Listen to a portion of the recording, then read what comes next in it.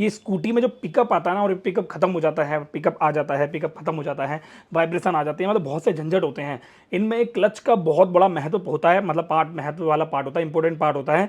ये क्या होता है, कब होता है, क्यों होता है, खराब होता है, क्या होता है, हर चीज़ बारीकी से पता लग जाएगी आपको। तो मैं Rajveer Sagar, multi brand two wheeler technician, फटाफट से वीडियो स्टार्ट करता हूँ। ये क्लस्सू का डब्बा है और ये है ओरिजिनल क्लस्सू।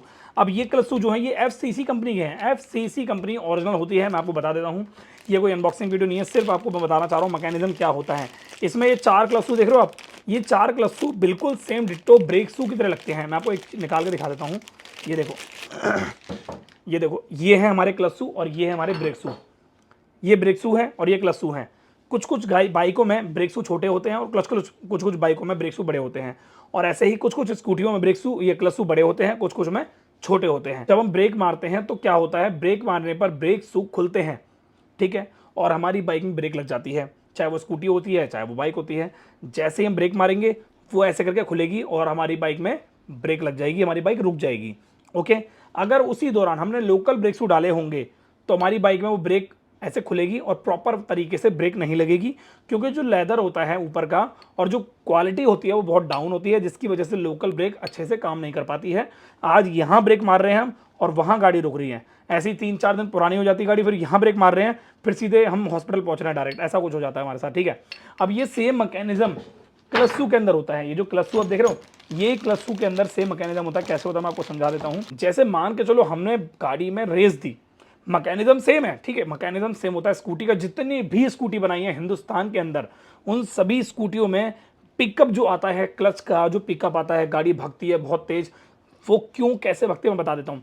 जैसे ही हम रेस देते हैं, हमारी बाइक में क्या होता है, पुली लगी होती है, पुली, उस पुली के अंदर क्लच की बेल्ट होती है। अब वो क्लच की बेल्ट बहुत तेजी से घूमती है, क्योंकि जब हम रेस देते हैं तो इंजन की जो क्रैंक होती है अंदर, वो क्रैंक घूमती है। रेस देने का मतलब क्या है, आरपीएम, रोटेशन पर मिनट, ठीक है।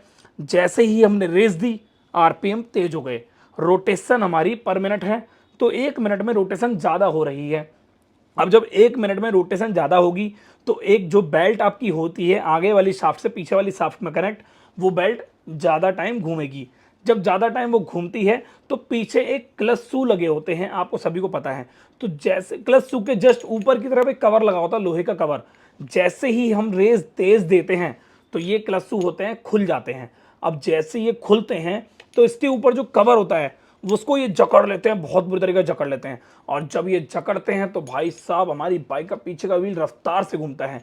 अगर हम ये क्लच शू लोकल डाल देते हैं या थर्ड क्लास डाल देते हैं या प्रॉपर वे में सही तरीके से नहीं डाल पाते हैं, या फिर कोई हम डालने में मिस्टेक छोड़ देते हैं, ये स्प्रिंग लूज छोड़ देते हैं, या फिर हम रेगमार मार देते हैं, या फिर हम यहाँ पे आरी का ब्लेड वगैरह मार देते हैं, तो उस सिचुएशन में जो उसके ऊपर कवर लगा होता है वो प्रॉपर तरीके से कवर नहीं पकड़ पाता है, अच्छे से ब्रेक शू को नहीं जकड़ पाता है, जिसकी वजह से वाइब्रेशन के इशू आते हैं देखने के लिए।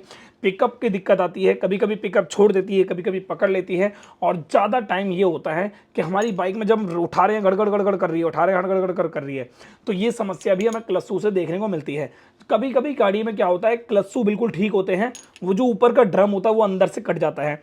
अब कुछ मैकेनिक होते हैं वो अंदर के जो कटिंग वाले ड्रम को रेगमाल वगैरह मारते हैं और रेगमाल मार के लगा देते हैं। मैं बता देता हूँ, रेगमाल मारने से आपकी गाड़ी की समस्या नहीं ठीक होती है, वो कुछ टाइम के लिए ठीक होती है। जैसे ही वो रेगमाल मारा हुआ पार्ट जो होता है वो वापस से चिकना होता है, वापस से वैसी गाड़ी हो जाती है।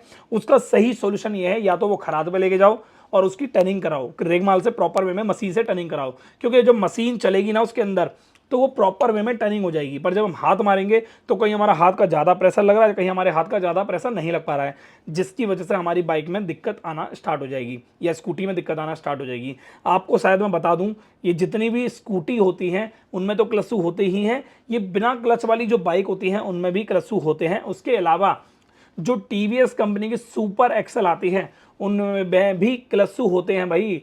आपने देखा होगा क्लच शू लगे होंगे उसके अंदर, वही सेम मैकेनिज्म होता है, बस वो ऑयल में भीगे होते हैं, इसीलिए उसके क्लच शू में यहाँ पे लाइन लाइन होती है ताकि वो अच्छे से पकड़ सके और बिल्कुल तरीके से चिकना ना हो पाए, मतलब चिकनेपन में वो प्रॉपर तरीके से ना पकड़े। क्योंकि ज़्यादातर क्या होता है, ऑयल वगैरह लग जाता है ना, तो हमारी गाड़ी में दिक्कत आती है। अभी कुछ दिन पहले स्कूटी आई थी मेरे पास, उस बंदे ने क्या करा था, क्लच शू के अंदर ग्रीस लगा दी थी चेक करने के लिए कि टीवीएस सुपर एक्सल की तरह ये पकड़ पाएगी नहीं पकड़ पाएगी। मैं बता देता हूँ, कभी भी क्लच शू के आसपास एरिया में ग्रीस ना लगाएं। लगाएं, इससे कोई भी फ़ायदा नहीं होने वाला है। वाइब्रेशन बढ़ जाएगी, पिकअप आएगा नहीं, मज़ा नहीं आएगा, बिल्कुल भी दिक्कत आपको होगी। जब भी आप सर्विस करा रहे हो अपनी मोटरसाइकिल या स्कूटी की, तो स्कूटी का क्लच कवर खुलवाएं और वहाँ पे एरिया जो होता है क्लच का उसको पूरा क्लीन करवाएं और क्लीन कराने के बाद उसे फिट करवाएं, क्योंकि क्लच शू वाला एरिया पूरा ड्राई होता है, उसके क्लच कवर के अंदर ना पैकिंग लगती है ना कुछ लगता है। जब हम क्लच शू मतलब गाड़ी तेज चलाते हैं, स्कूटी तेज चलाते हैं, तो वहाँ पे बहुत ही ज़्यादा अंदर डस्ट आ जाता है, क्योंकि जब हम तेज चलाते हैं तो वहाँ अंदर पंखा होता है, फैन होता है इंजन को हीट करने के लिए, क्लच को हीट करने के लिए। अब वो जो पंखा होता है वहाँ पे गंदगी आएगी तो कॉमन सी बात है वो क्लच पे जाएगी।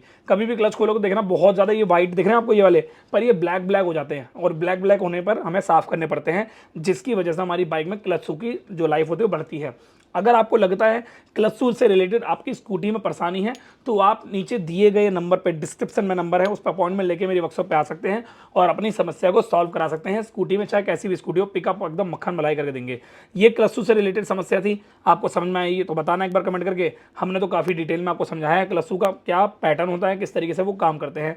ये जो क्लच शू हैं ये FCC कंपनी के हैं, जापान के, मेड बाई जापान के क्लच शू है।